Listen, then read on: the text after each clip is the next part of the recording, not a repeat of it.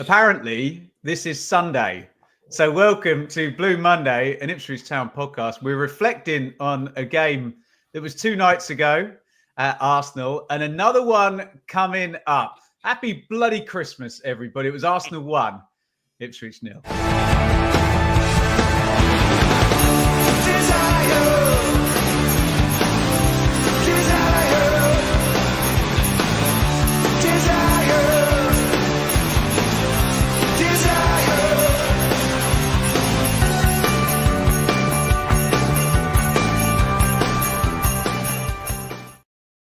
Dave, are we at this ridiculous point now where we say, oh, well, you know, losing 1-0 at Arsenal, it's not that bad a result, is it? Are we there already? I think we probably were, weren't we?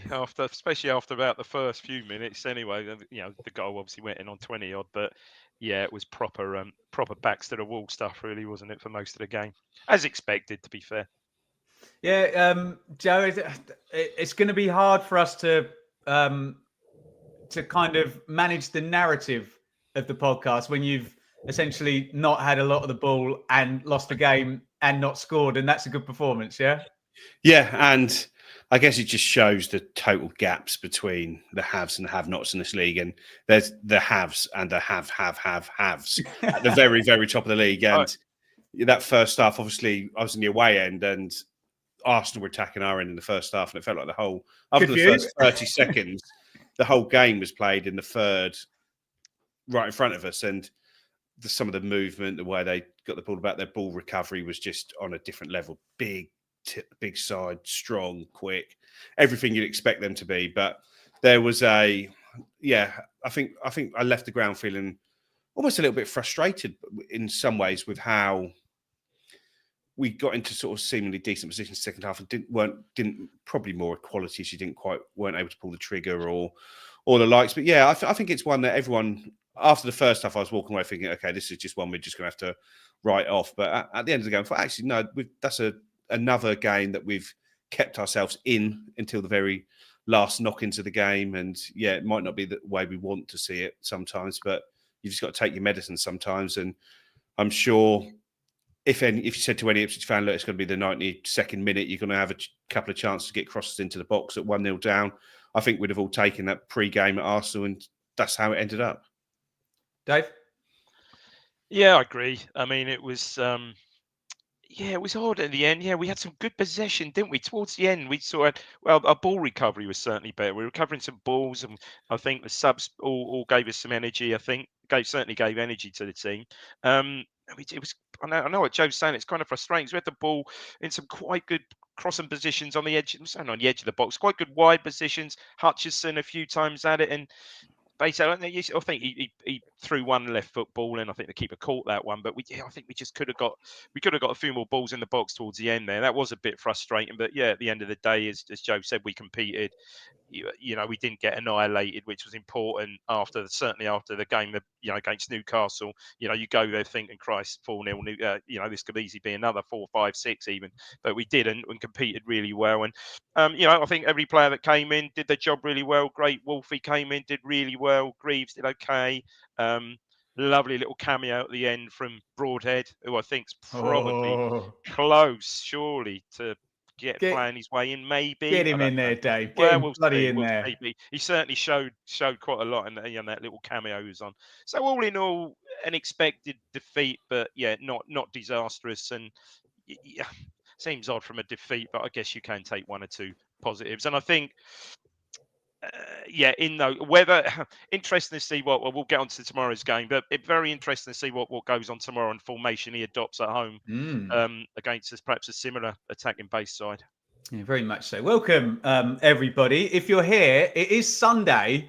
Joe and I were talking in the green room before, Dave, and saying, does anybody know that it's Sunday? It is Sunday today, isn't it?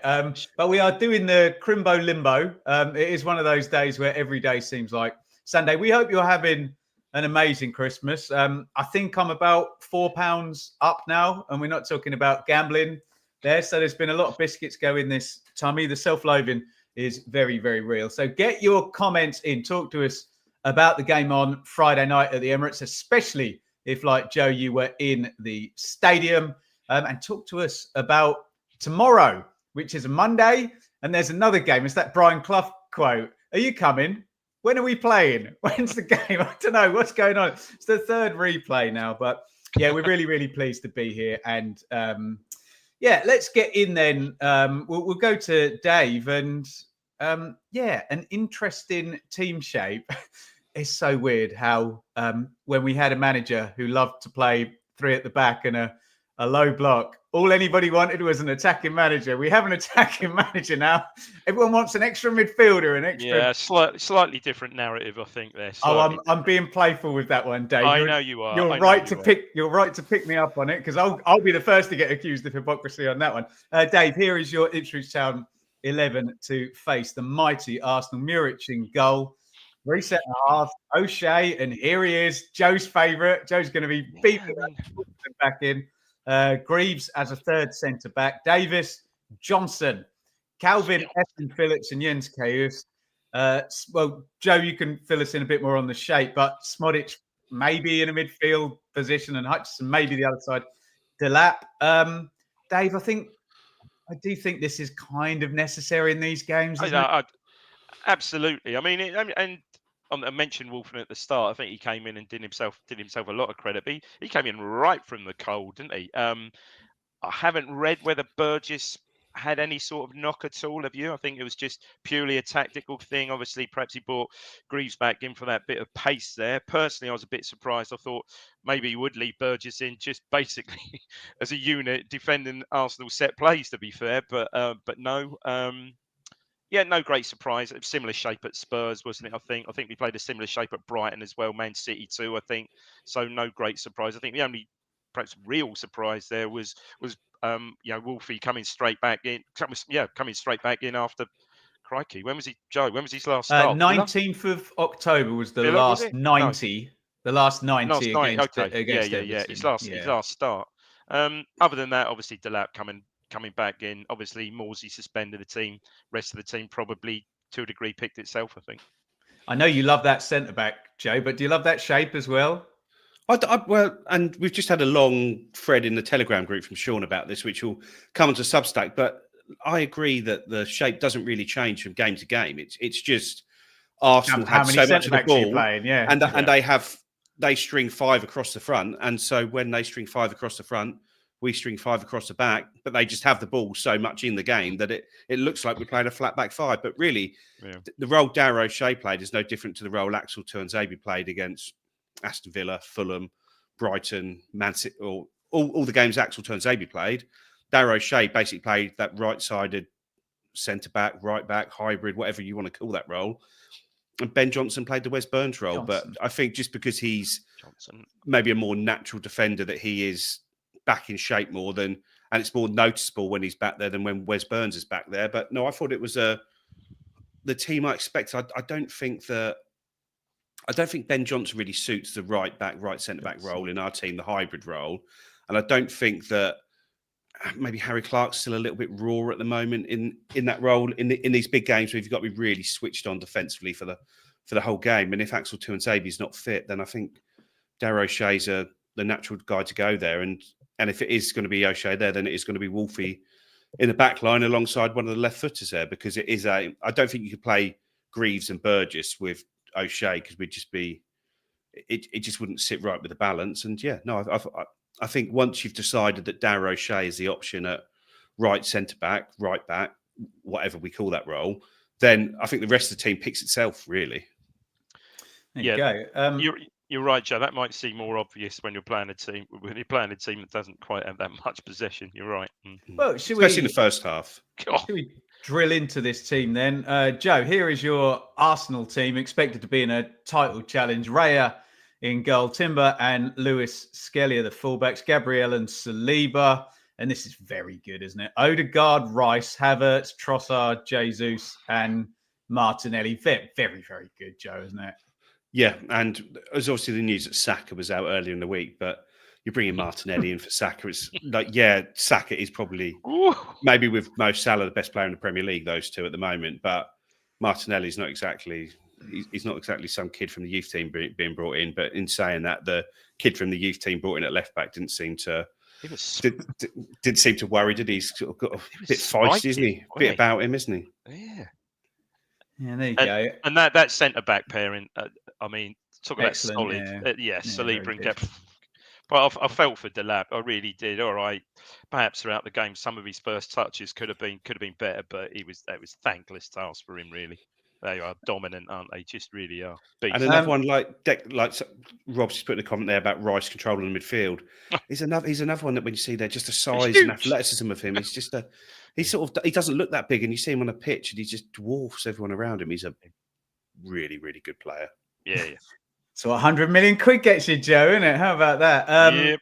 Dave, we'll come on to Joe's view from in the stadium, but let me just bring this first half up. 16% possession, 0.00 XG. Joe's hopefully going to give me crumbs for comfort, but just leagues apart in the first half, right, Dave? There was one point before the goal where I might have got this wrong, but Arsenal had something like 240 completed passes, and we had 9. I saw that still. Something do like you 9. know Amazon posted that? I don't know why they're sticking the boot in. Bloody Bezos. Yeah, Leave Ipswich alone, Bezos. Yeah, leave Carry us. on, Dave. Yeah, unless you want to buy us. Oh, yeah, well, Yeah, you there can buy go. us. Yeah. Yeah.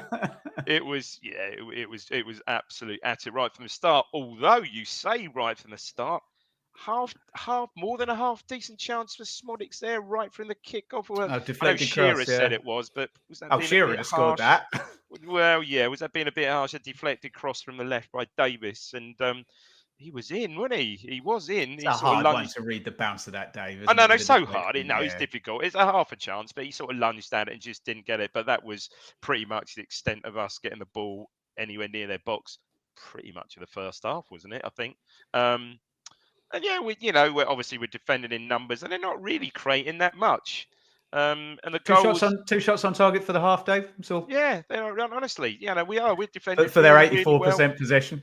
Well, yeah, no, but we're solid. We're solid. We're obviously well organised, defending really well, and the goals it's just a bit sloppy when the sort of goal comes in, because it starts with Martinelli's got the ball wide right, and for once he actually swings in an early cross, and Wolfie sort of stretches for it. It's not his fault. He stretches for it, kind of immediately gets it away from danger, but not really forward, just to the edge of the box. And I think this is pretty good play from Trossard, and he gets it under.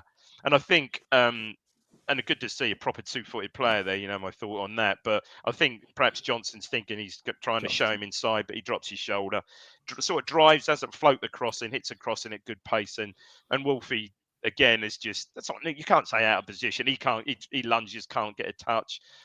Greaves isn't really in the best position. He can't get a touch either. It's quite similar in some ways to the Lap's goal at Spurs, isn't it, where he sort of just Habert sort of like volleys it in the roof of the net from like 4 yards, doesn't he? It's good play. I think it's really good play from Trossard, really, isn't it? Really, really good wing play, really. Yeah, and we just, for once, they get around us and we get caught, unfortunately.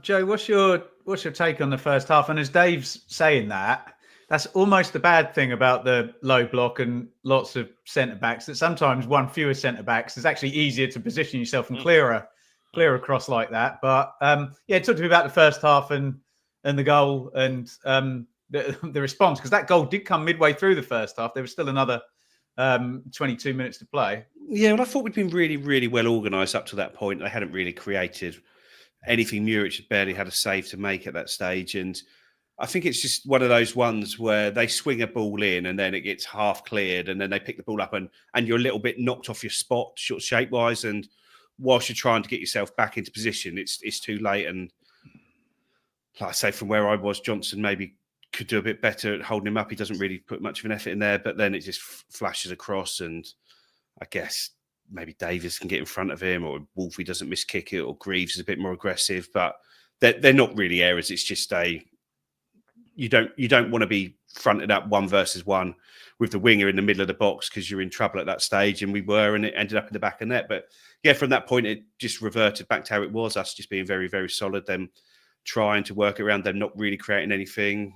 Had a couple of set pieces, but didn't get any connections towards the goal. And yeah, I think we went in at half time and it was 1-0, and you just thought, okay, I expect probably more of the same for the next till the sort of 60, 75th minute mark and see where we are at that stage and see if there's any at that chance we can maybe try and change something to try and get back into the game. But we just want to keep it as tight as we possibly could. But really, in the second half, you could tell the intent changed from almost from the kickoff, that we just looked like we had a lot more intent about us to try and get forwards, which for where we were as the away fans was good, because we had watched the whole game in front of us there, and there was actually a lot more of our possession. Because if we'd have watched the first half from that vantage point, we wouldn't have seen anything that was happening on the pitch, because it was so far away. But yeah, and I thought we gave a really good account of ourselves all through the second half. Yeah, we didn't create a huge amount. Yeah, Arsenal were probably made to feel more uncomfortable than they expected to be, but it was a good performance in the second half, and I thought it was one of those ones you sort of walk away with your head held high. Is it that simple, Dave? The whole that just stay in the game, and on other occasions you might get a chance and you might take a point in one of these terribly tricky away games. They don't kid ourselves. They had some chances. I mean, how is it Gabriel at the back post? How he misses that, God only knows. At the back from sort of point blank from a corner, against some pretty good wrestling moves in the build up to the corner there, and he's got a free head from about 4 yards and somehow contrives to put it wide. And I think, to be fair, Muric makes a couple of good saves. One from Odegaard, which you'd expect him to save, where he dribbles in the box and palms it over. One from Havertz as well. I think he came out of it with a fair bit of credit, I think, considering obviously the backlash he got after the Newcastle game, but and others. But yeah, I agree with Joe. We did get some credit. We certainly got some credit in the second half. Some of our decision making, I think Amari, perhaps once or twice, his decision making wasn't great. But again, it's the physicality in there, isn't it? Once or twice he had the ball, shielding the ball, and he just got, you think, oh, that's a foul. He's got pushed over, but no, it's not. It's just contact, and he's gone and handled the ball. A couple of times that happened, and that was just sheer physicality again. So, yeah, again, and it didn't help that Delap obviously very much plowing along Farrow up there, and against those two, his physicality was nullified pretty much by those two. To be fair, his first touch weren't great, and I think in some respects we are missing Hurst, and Hurst, that rotation you would get between Delap and Hurst. That is really biting. It's beginning to bite us now. But no, I think came out of it with with a lot more credit. We could have easily folded. We didn't. Quite well organised. Saw it out to the end, and look, with perhaps a bit more adventure towards the end. Throw a few more balls in the box. Who knows? But look, it is what it is. Joe, can you talk to me about some individuals? Do you want to take your pick of Wolfenden, Phillips, and Broadhead, all players who kind of on the outskirts of being in the team? Do you want to pick out any of those in particular? Well, I just thought Wolfie came in and looked as he did at the start of the season, played really well and stepped in. And I'm pretty sure right back is probably going to be a position we look to upgrade in the January transfer window. And if that is the case, then Darragh O'Shea will play right back ahead of him, and Luke Wolfenden will be the backup. But I think that's just the way it is. Darragh O'Shea's been excellent, and Wolfie will have to just accept that role, really. But I think he showed that he can step in as and when we needed to, which is great. But Calvin Phillips, I guess, is the big one, because he came in, and him and Kudus seemed to had a sort of nice dynamic partnership, and sort of got on the ball well. Kudus turned and drove away really nicely a few times, and we've sort of, it's been hinted at over previous weeks that it's sort of Kudus and Taylor on the left and Morsey and Phillips on the right. And it's at what stage does there become a stage where Calvin Phillips can get in ahead of Sam Morsey? I think his probably biggest issue we've got now is that the game he's come in and done well in is the game which has got the 72-hour turnaround before the next one, where you're probably going to want to bring in a fresh Sam Morsey back into the team, where if there was a week between that game and the next one, then maybe he'd have had a real chance to that won't fool McKenna though, will it, Joe? No, it won't do, but it's going to be really difficult to push Sam Morsey out of the team. But the reality is, Calvin Phillips at his best alongside Jens Kajuste, that's probably what we're going to need as a central midfield pairing over the second half of the season. But is other stars going to align for that to come in? But no, I think it was good for Phillips on a big stage, because he's struggled like when he was at West Ham, the limelight obviously seemed to get to him there. When he was played for us, when he went back to West Ham in a really poor game there, and that sort of seemed to sort of start off a little bit of a decline. And then this is a big game for him. It's on the telly. He's against his England teammate Declan Rice, where they played in the Euros together. They were the midfield there, and he came out and gave us together, weren't they? Gave as good as he got in the battle there. And yeah, Declan Rice is a better player than him, but he's moved on a long way in the last 2 or 3 years. And I think Calvin Phillips is probably I thought he played really well in the Leicester game, and then we haven't really seen him since then. So it'd be really nice if we can get something from him. Because if we can't get into the team now, then if we can knock him, send him back in January, then you think you probably do. But Dave, what about? I mean, surely you can't not be playing Morsey when he's about, but it's something that's been discussed. Yeah. Morsey will play tomorrow, won't he? Joe's right. It's just perhaps unfortunate for Phillips that it's a three-day turnaround, for once. So I'm fully expecting Morsey to come back in tomorrow. But it was good for Phillips. I mean, he got 90 minutes under his belt, and yeah, second half, once we were, landing on the ball a little more and having a little bit more possession, and yeah, he looked good. I thought he looked good, and clearly it was, obviously up against his former England buddy. It was good. Probably some good competition between them in the second half. But it'll be interesting. It'll be interesting tomorrow. You mentioned Broadhead. Broadhead really looked sharp, didn't he? I mean, he came on against Newcastle the week. It was Newcastle, wasn't it? And then 1 or 2, and you think, oh yeah, he's looking sharp. But the other night he looked really sharp. And there was one where he stepped inside. It's just a shame. Might have been our last chance actually. He sort of got it on his left foot, had a good crack. I think it was just charged down, but that looked like it could be really threatening. But he really did look promising. Whether he'll do enough to shake it up tomorrow and he'll get a start, I really don't know. Smodics did okay, but again, really didn't see that much of the ball, did he? Greaves, I thought, came in, did a look again. Wolfenden looked not as rusty, perhaps, as the injuries that Wolfie's just been left out of the team. Obviously, Greaves had the injury, and I thought Wolfie perhaps certainly looked the better, more sharper of the two. But it'll be interesting to see what he does tomorrow evening. Well, what he goes with that again, don't know. We will get onto that. Get your views in on what's gone on. If you can kind of remember everyone these horrible split weeks with 2 rounds of games happening with like 1 day gap and Tuesday, Wednesday, Thursday, that type of formation. But we will get into that in just a second after this word from our sponsors. Blue Monday is proudly brought to you in partnership with our friends at Atwell Solicitors, your ideal legal partner for work on property or business law. Their client care has repeatedly been recognised as outstanding, and they are people-focused with a plain English approach which sets them apart. They have offices in Ipswich, Colchester and London, and to find out more, head to atwells.com.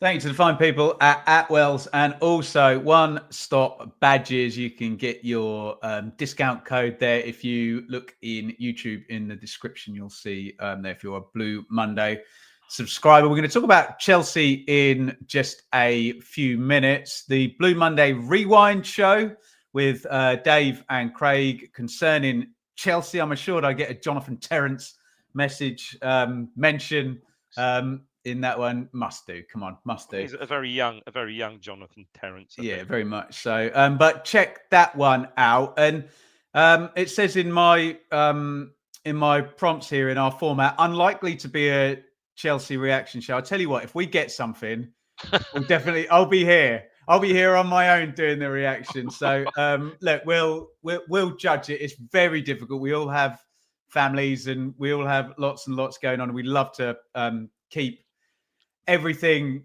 covered, but we may need to pick it up with Seb and Richard on Thursday, and they may talk about Chelsea in a similar way. We're dealing with this right now. Let's deal with the Premier League results in association with Innovation Labs.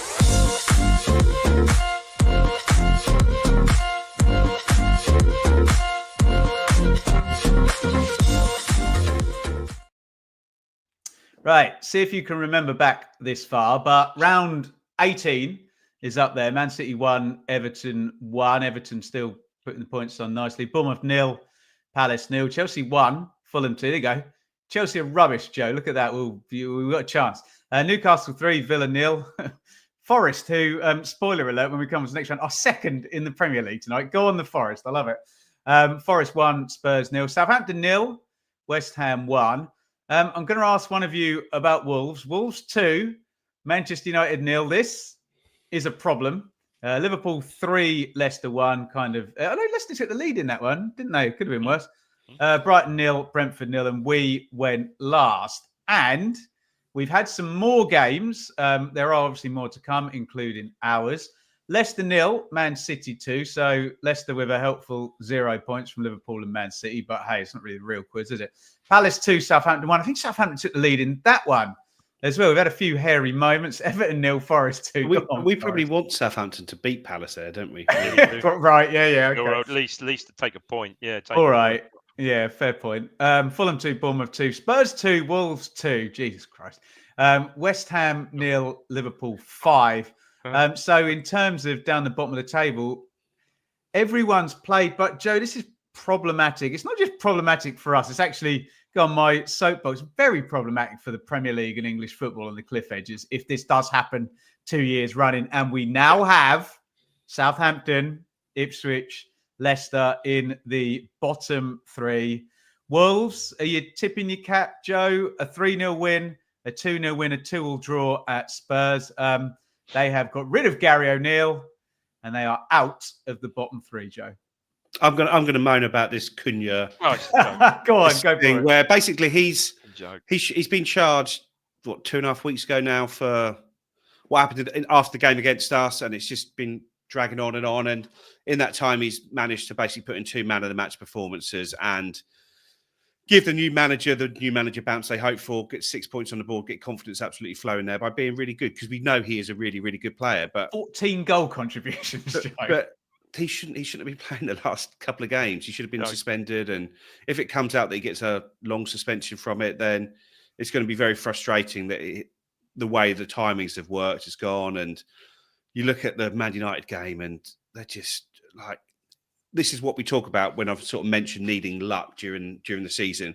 When we play Man United, Andre Onana pulls off 2 world-class saves. Yeah. Since then, he hasn't been able to catch a cold. He's been awful since then. And there's a lot of it going round in December, Joe, I tell you. Yeah.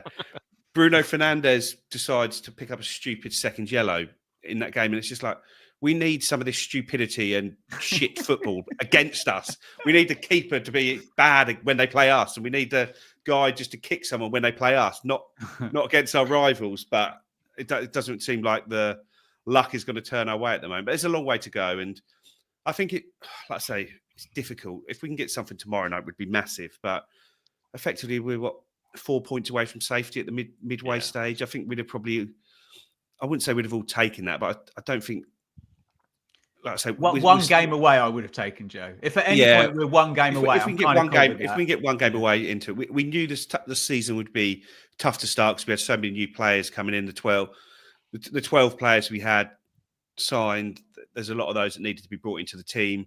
We're probably going to need a couple more. I don't think we'd have expected to have as many injuries as we've had, as many players missing, the problems that we have had on that front. So, but like I say, if we want to stay up the season, that treatment room is going to need to be pretty empty in the second half of the season, doesn't it? Well, and we need to stop losing home games to Everton and Crystal Palace. And okay, we beat Wolves, didn't we? But yeah. So I suppose still, there's Leicester one as well. It's annoying, isn't it? Still Southampton to come there. Dave, we kind of forecast this as a worst case scenario where Palace get going and look, they're up to 20 points. They're over the point per game. Everton are under it, strangely, despite the fact that they're performing really quite well and not conceding any goals. They're just not scoring any, though, at all. No, yeah, fair point. Yeah, fair point. Wolves, we've said about back-to-back wins is like rocket fuel, isn't it? And look where it is, Dave, let's be honest, Southampton are 10 points adrift at the halfway mark. They're done. They're done. They're done. Yeah. You would think, and they've changed the manager as well, and that's not really going to have any impact. Leicester are trending downwards, having changed the manager. What's your take on it, Dave? Well, it is. It's just awful. I think the Wolves, the Cunha thing is just total rubbish, isn't it? Because he's certainly in. I think he perhaps was man of the match. Not sure about today, but the previous 2 games, and contributed and assisted in both games. So it's total BS, really. So yeah, we just need. I think I said before on the pod, we seem to have used up all our luck, I think, last season. Perhaps we haven't had much go for us at all this season yet, have we? So you'd hope at some stage that will change, but Ben, it's just so difficult. And again, you mentioned, Fulham winning at Chelsea over the week. Well, look, we've got to play after tomorrow. Look, we're playing Saturday and they get the extra day's rest into it next as well, weekend, next Sunday. They get the extra. I mean, honestly, mate, it's not easy. And look at just looking at our fixtures in January. Yeah, I mean, Brighton home, City home, Liverpool away. All right, Southampton home by February the 1st. But realistically, and it's not wanting to paint a total black picture on things. Realistically, how many points are we going to pick up in that time? You just can't see many. You really can't see many at all. So it's tough. I mean, obviously, we haven't touched on it yet. We've got the transfer window, but again, that's the January transfer window. That's obviously not going to be like we were in previous seasons when we're riding high. And obviously, you're looking at a far lower, perhaps caliber, from a lower, caliber player that we need in the last couple of seasons. The January transfer windows have probably got us the things that perhaps got us over the line.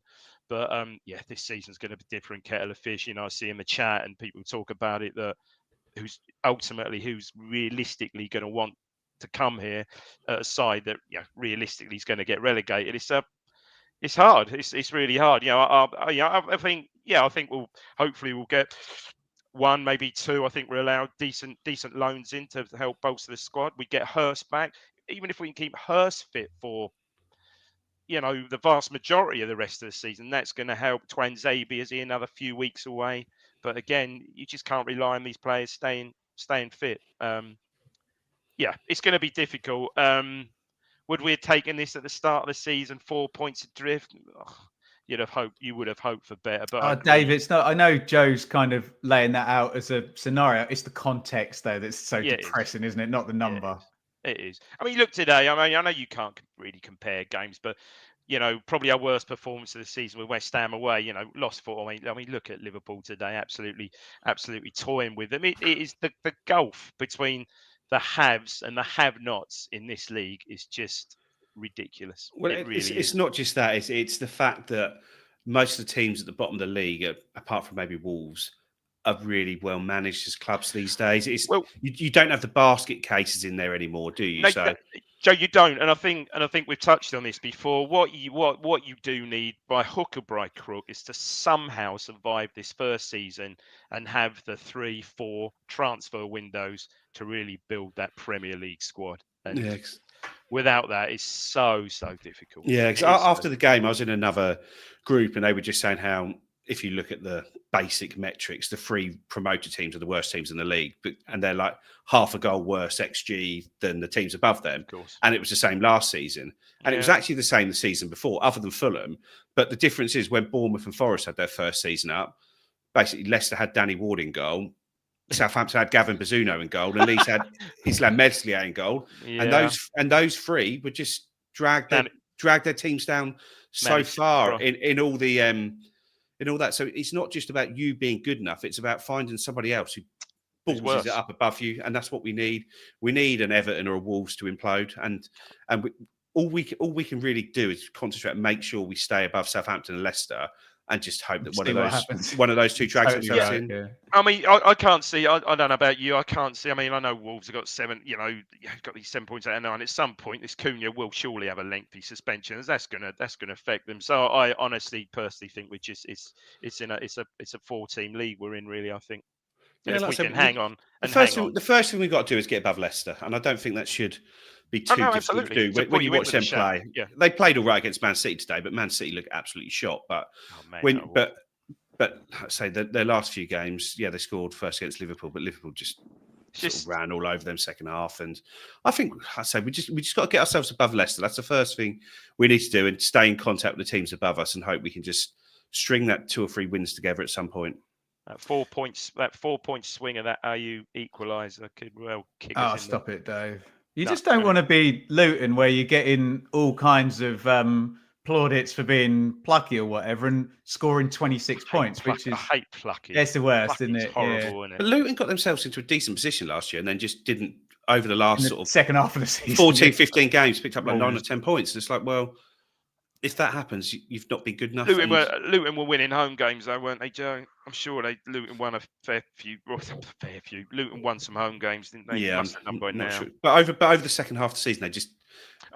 they were sort of in touch and just totally fell away. I don't think we will fall away. 4 at home and 2 away, Luton one day. Because we are still in every game at the moment. I know we weren't Newcastle, but even the Arsenal game against the second best team in the league away from home, we're still only 1-0 down, and it only takes a cross or a shot deflected in or something to get something from that game. And it is always very, very unlikely. But the bookies had it priced at like 22-1 for us to win it. So I think we overperformed what everyone expected us to do, and it wasn't good enough. But that's a game that you can walk away from thinking, okay, well that's not like the Newcastle game. You walked away from that feeling an inch tall, don't you? Where this one, I thought, okay, we come away from that okay, and then it's just make a couple of transfers in January, try and catch lightning in a bottle as we have done for the last 2 January transfer windows, and put together a run in the second half of the season, a run of, I don't know, like 8 points in 4 games would do that. Something like that, just to drag you out of it and then go from there. But we know this squad and this manager and this team over the last 2 seasons have got themselves above the line when it matters, and that's what we need to do. I think as Trevor just said there in the chat, I just can't see us scoring enough goals. Full stop.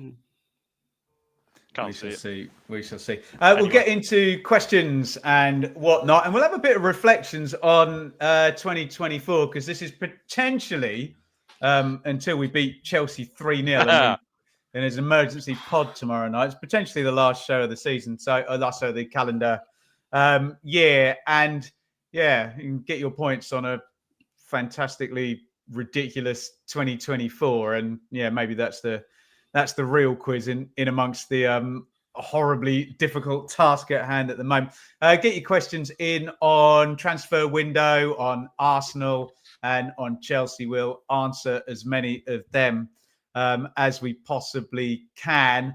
Should we talk about Chelsea first? Yeah, let's talk about Chelsea first, Joe. A bit of a guilty pleasure of mine this season, Chelsea. I didn't think I'd like them. I thought they'd still be a bit of a circus act, but they're very good, and they're 4th in the league. And if they beat us tomorrow, they are 2nd in the league. Yeah, I'm surprised at how well they've done, because when you looked at the sort of squad that Enzo was picking up, it's just like, how on earth do you manage this? There's so many egos in the squad, and he's come in and effectively put the squad into 2. He's got a Premier League team and a Conference League squad, and they don't really mix. Players don't really move up and down between them, but they've got a player in Cole Palmer who is really, really good, and they've got another player who, unnoticed, is unbelievable, and that's Moises Caicedo, who's been sort of moving between sort of right back and central midfield this year, but he has been really controlling the games, and it has been so good for them. And it's funny, like someone like Noni Madueke, who's been really good, really productive, he's been dropped again for bad training. So Enzo Maresca's obviously got bad attitude, bad training. So Enzo Maresca's obviously got enough clout behind him to do that to someone who's on paper one of their best players, and the fans are buying into it, the players are buying into it, and they're just a really good team. But they can be got out. Their keeper's poor. Some of their defenders are not as they haven't got a title winning defence when you compare them to Liverpool, you compare them to Arsenal. They're not going to be there. So it is a case that we just want to, I don't know. I think we'll be looking to be a bit more progressive than we were in the Arsenal game. But I hope you got to be. I think they've got the best away record in the league, which isn't ideal, but they have lost away from home. It's just annoying though that we go into the game with like 1 day's less rest than them. because the Friday night to a Monday night turnaround is when they've got Thursday afternoon to Monday night. So it is a big difference at this level. Is this a helpful time for me to say that Bournemouth had a day fewer than ours and beat us in the 98th minute or something? All right. That was still like 3 days or 4 days, wasn't it? This is a quick turnaround and a bit of a kick in the teeth. I did a Chelsea podcast. It's quite a good one yesterday morning with a lad, and I was looking about John Terry. Yeah, no, he didn't talk about John Why Terry. not? But what I did talk about was their Richard Carvalho, their central midfield two of Fernandes and Caicedo that cost a combined £235 million. I think They're the two most expensive players in English football history. Yeah, I mean, are they actually? I think they are. They must be. It's Yeah, mental. surely. Yeah, just absolutely nuts. So, yeah, he was. He was saying, Ipswich away. Yeah, they put some good performances together. I don't see this as a nailed on. And I thought, okay. Did you ask him to name two of our players? No, I should have. Well, no, he obviously he did. To be fair, he did tell me about them. Obviously, the only two. Delap, yeah, of course, yeah. Well, Enzo Maresca spent a whole press conference talking about Liam Delap beforehand, didn't he? Did. Yeah, okay. Yeah. So it was interesting how Hutchinson was getting on and stuff like that. He personally thinks Cole Palmer's overrated, but Cole Palmer's brilliant. No, he didn't. No. He was trying to play that down. I should say, what about Cole Palmer? Tell me about Cole Palmer. He said, yeah, he's decent. And yeah, okay. But no, it's going to be. And look, again, a game down here tomorrow night under the lights, brilliant. And if you see someone like Palmer playing, it's just a treat to see these players there, isn't it? Can we see these players losing, please, though, Dave? Yeah, no, absolutely. It's treat as long as they lose. Yeah, it's treat, or as long as they don't take 3 points. So I think we've got to, just got to enjoy it, haven't you? Or try to. But yeah, they're a team. I tell you who's caught my eye this season as well, who I did not rate at all, is the striker, the night Jackson this year. Oh, he's really done brilliant, hasn't he? Really, this season. Look, he looked really roaring out of it last season, I thought at times, but this season he's really, really come on. So again, as Joe said, Madueke wasn't even on the bench. He was left out for, as the guy said, the guy was presenting the pod for a poor attitude. I think it's not the first time he's left him out this season for that. So yeah, hopefully he won't come back too fired up, and hopefully we won't get a backlash after the bloody Fulham game. That's all we needed, wasn't it? Yeah, right. Should we get into some questions then, Joe and David?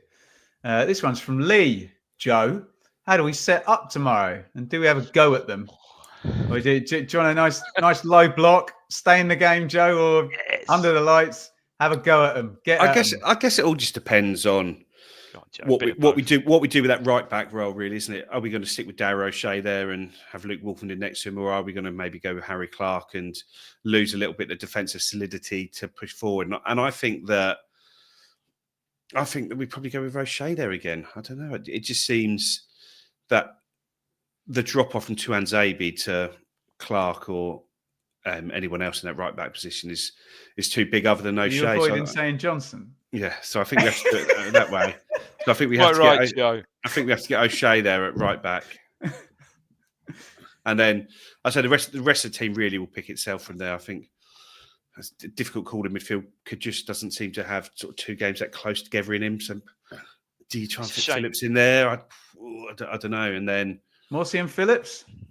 It could be. There might be the game for it, but he's so good at dragging you up the pitch, isn't he? He's so turning out of trouble and driving us up there. So I think you're going to want that. And then I don't know. Does Jack Clark get another start? Does he get a chance? Oh, I don't know. It's really. I've gone from saying the team picks itself to saying I don't really know where we are. The Jack Clark start would be a big shout. He's just not quite there, is he? I mean, yeah, I don't know. But there's kind of another international break. We call it an FA Cup 3rd round break. Comes up. You get 11 days between Fulham and Bristol Rovers game, and then Brighton. And Dave, it is 4 home games out of 5, and 5 home games out of 7 as well. So although you're about to remind me how many home games we've won this season, aren't you, Dave? Well, we've got to start winning them soon. We won one in 8 months. Is it 8, 7? Oh no. Yeah. Well, against Huddersfield. That might come up when we talk about our memories of 2024. That certainly should come up. That would give us all a bit of Christmas, Twixmas cheer or whatever they call it. There you go. Neil says, Dave, Morsey, Burgess, Burns, and Chaplin all start tomorrow. Judged on if this is the proper legs rotation, try and get as much energy in as possible. That'd be too many, wouldn't it? Though I think it probably would. Yeah, I fully expect Morsey to start. I really do. And as Joe said, as for the rest, I just don't know. You'd expect perhaps Chaplin to start also. It seems in the games against the bigger teams, Chaplin doesn't seem to play. I don't know whether maybe at home he does though, Joe. Does he? He didn't against Liverpool, did he? Did he start? Well, he might have done that one, but that was before we had all the players in. It was so long ago, wasn't it? But yeah, I think you need a bit more in transition in those games. And whilst Chaplin's a good passer, he's more when we're going to have a fair bit more of the ball in their half. So I don't think that's going to be the game for him tomorrow, but we'll see. Who knows? Yeah, who knows? Where am I going to go here? Paul Whitmore. Do we sign players with a view to being in the championship in all likelihood next season? I mean, I guess you just, Joe, try and sign the best players you can, don't you? Yeah, I guess we've obviously got one Premier League loanee in place, and there's no doubt we're going to fill that other spot, and we might even replace the one we've got as well. So I think you do try and, for those, the short-term ones, you just go as good a player as you can get to give them a shop window and their club to put them in a shop window just to try and improve us. But if you're spending money on, and all money is big money at this level, there isn't a £1.5 million transfer you can bring in that's going to make any impact. So I think we stick to the path that we're currently on, where you try and sign players who have got maybe sort of 22, 23, 24, have got high upsides, have got resale value in the future going forwards, and that side of it. And really, the difficulty with this window is you either sign somebody who's fit and flying in the championship. So obviously when we're talking about strikers, Emmanuel Latte-Laf, someone we linked with at the end of the window, or you sign somebody who's not playing in the Premier League and it's going to take time to get up to speed. So it might be that they've proven that they're Premier League quality in the past, but they're not going to be fit and ready to go. And what's better, a guy who's got a higher current ability, but may not be able to show that for 2, 3, 4, 5, 6 weeks, or somebody who is ready to go and looking to step up. So it's a really, really difficult window in the Premier League, but we just want to, you just, as always, you want to get your business done as early as you can. We said that last year, and it took until the very end of the window for Kiefer Moore to come in, and he made a big difference over the second half of the season. We got Jeremy Sarmiento. He was lined up to almost be walking through the door after we'd finished Old Lang Syne. That was done so early in the window. So we'll see if there's anything like that lined up, but I'd be surprised if there is, really. Apparently he signed whilst watching Jules Hootenanny, apparently. You know what, in July? Yeah, it's going to be so difficult. I mean, you mentioned Latte-Lat, and I saw somewhere today that has he not been linked with, but was that a lazy link? Obviously, because Antonio's out long term, being linked with, with West Ham. So who knows? But we certainly do need some reinforcements in, that's for sure.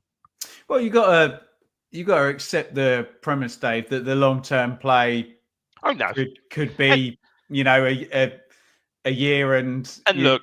I think Joe mentioned, no, it was you, David, mentioned about the 4 transfer windows or 6 transfer windows. I think we'd all agree we'd all rather have a couple of them with parachute payments rather than EFL money. Then that's good point. That's the next really best thing, isn't it? And if that's the deal, then the mid long term play might be like Joe says. And some of the players, all right. Look, some of the players we signed from the Championship, Delap, you're going to lose. You're going to, whatever. You're going to lose Delap. But the likes of O'Shea, the likes of Greaves, you really got some really, really, really good players at that level. And with another transfer window, with some more coming in.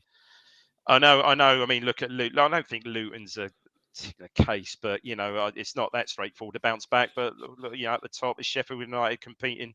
Okay, with Leeds. It's 3 parachute teams again, Dave. Yeah, and Sunderland. Yeah. I mean, but like I say, you look at Luton, the players they were signing when they're up there, and you're talking 5 million or something, didn't they? Yeah, Brown from Jacob Brown, Mads Anderson. But they were people that Leeds and Matt Anderson was Southampton, League One, Leeds, wasn't Southampton, and Leicester Yeah. wouldn't have even looked at those players as top Championship clubs, let alone Premier League clubs. So It's a it different was model, almost isn't like we had a Premier League team buying. Like I say, I'd imagine we had players probably on more money that last season they did in the Premier League. Yeah. Right. Let me just have a look at these. One more here. Jeremy, who am I going to? Joe. If KFP feels, I can't read today. It's pathetic, isn't it, for a podcast host?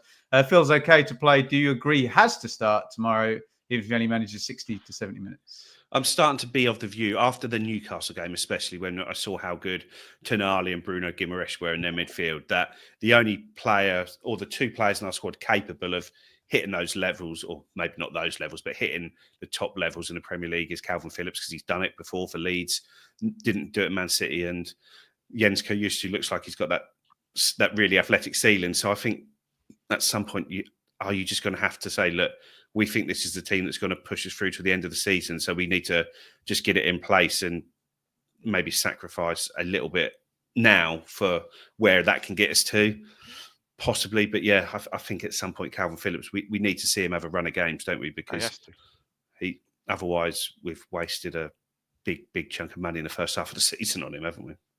And a loan spot, more importantly.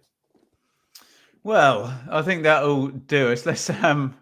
Let's do something we like doing on this podcast and talking about a brilliant time for the club. And this could well be our last flagship show for 2024. And I still don't think people have come to terms with what's happened this year. I keep saying because it happened so fast, and the dust hasn't settled on it yet, and the narrative has changed so quickly. Believe you me, Dave, I still cover the Championship, and I'm slowly now able to say to people what Ipswich did last year was an absolute miracle. And don't, people are saying, oh, Ben, our Sunderland this year is Ipswich. No, stop. Don't make the comparison. It's not helpful to anybody here.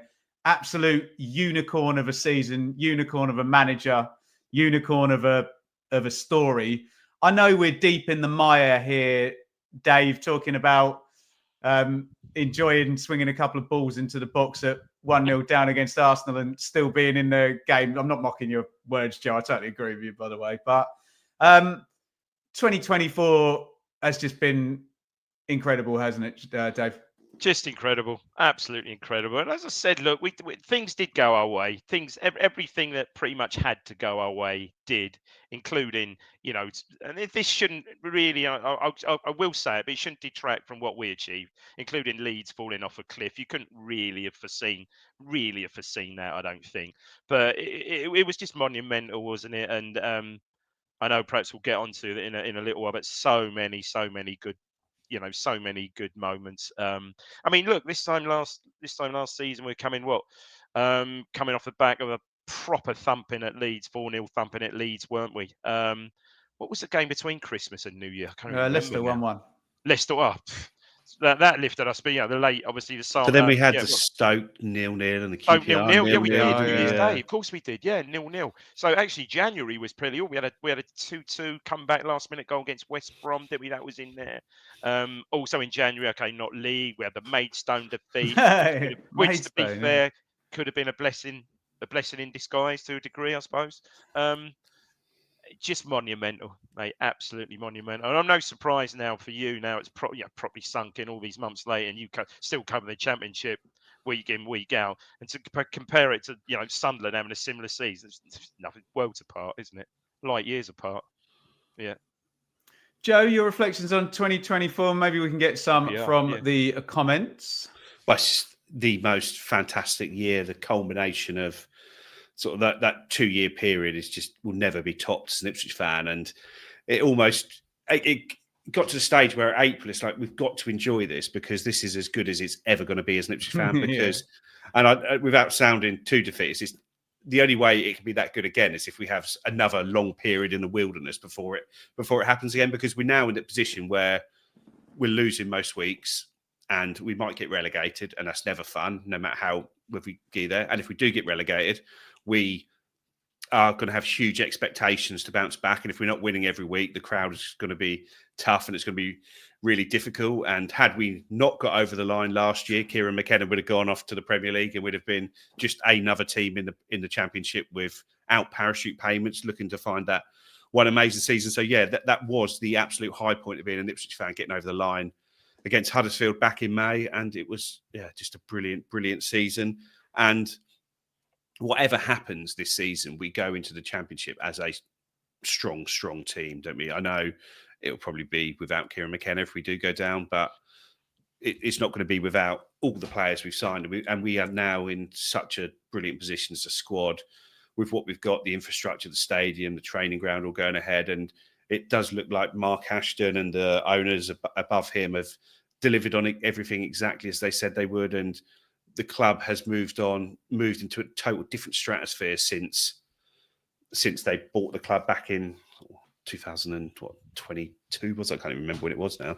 21, 22, and just or 21. Yeah, so like 3.5 years, we've gone from just a sort of a shell of a club to a proper club again now, and it's just amazing. Yeah, a lot of that is down to Kieran McKenna and the fact we've managed to pick a unicorn manager from nowhere, but Mark Ashton still had to go there, get him, attract him, give him everything he needs, keep him in the summer. And yeah, it's just been a brilliant year. So many highlights. And I included sort of the League One seasons that rolls into that. And this time last year, I was saying I was so happy that I was able to be at that sort of Peterborough, Barnsley, Exeter Derby, week. yeah. Well, this year, it's the same for Hull away, Coventry away, and the Huddersfield. That last week there where we did it, I was able to get to all those games, go through all those emotions. We had the absolute heart flying out of your chest moment when Jeremy Sarmiento scored against Southampton. So I've still got it up here. Still my favourite goal I've seen at Portman Road, and just how that did there. But it's almost forgotten that after that game, we then went and lost to Norwich on the Saturday, drew with Middlesbrough, drew with Watford. But then when it came to getting over the line, when we went away to Hull, knowing that Leeds had lost on that Friday night there, and we got that point at Hull, and we probably should have won there. And then Coventry, just that game at Coventry where obviously we had Cameron Burge, the 300-minute game. All that stoppage time. And then once that final whistle went there, and it's just like, wow, I went and covered myself. I put about 100 quid on Ipswich to lose and Leeds to win on the Saturday to make sure that I'd like 1,500 quid in my pocket if I didn't have a couple of grand in my pocket if we didn't get over the line to sort of cry with. But I was more than happy to lose that money. I just thought if we lose it from here, it's going to be so devastating. 18 plus only, terms and conditions. Please gamble responsibly. Even those games, prior to that, the Bristol City home game, the Rotherham home game, just the general narrative of those bloody lucky those late guys, just incredible, wasn't it? And you just knew something special was happening. And yeah, the Sarmiento goal, I think, I know it's not the Coventry one, obviously the Huddersfield, but for sheer emotion and in the ground and everything, that's the best I've seen for obviously we go back to 20 odd seasons before. Just absolutely incredible, wasn't it? Yeah, and there's a lot of football podcasts now, and we've been doing ours 10 years, and it would have been a genuinely sensible conversation in May for us to go, might as well stop now. Yeah, might as well. Well, what's the point? We should have done, shouldn't we? No point continuing now. End on a high. Can't be any better than this. But there you go. A little touchback on an amazing 2024. I know it's a bit of a screwed up system that you're in the Premier League, and it's very hard to kind of rationalise and get your head around. But we try each and every week, and we appreciate the hell out of all you guys joining us and staying with this amazing team and this amazing manager and this amazing club through thick and thin. And through thick and thin, it is Chelsea tomorrow. So we will wrap up there. Last word from you, Joe. Bring on Chelsea. Just got to find a way to win a home game this year, 2024. Last word from you, Dave. Yeah, agree with Joe. Bring on Chelsea in. A very happy new year to everybody. 2025. Who'd have thought it? See you all soon, guys.